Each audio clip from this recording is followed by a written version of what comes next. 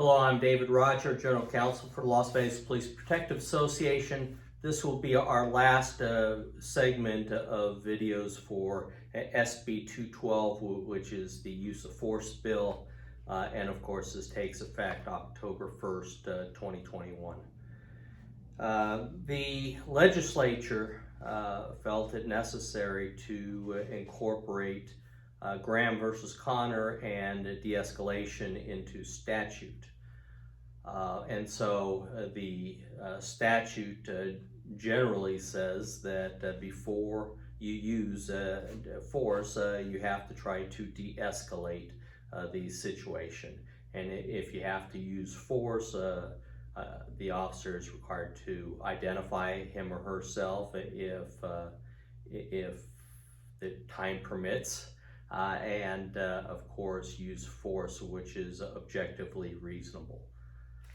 The next section of this statute is interesting, and so the legislature is concerned that we're out there using force on grandma and grandpa and other people, and so they have enacted into law this provision that requires the department or law enforcement agency to implement policy and training for these circumstances.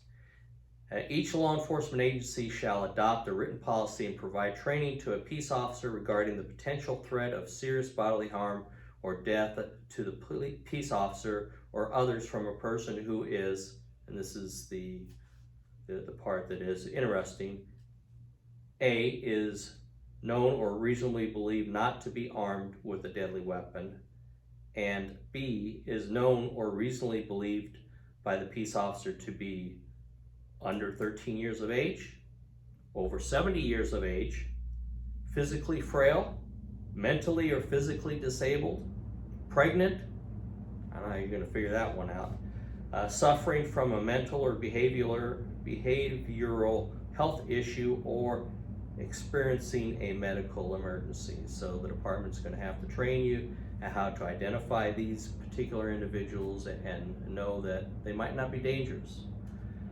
And then finally, the legislature believes that there are some law enforcement agencies that do not have policies and procedures in place for use of force, and so those agencies are required to implement such policies.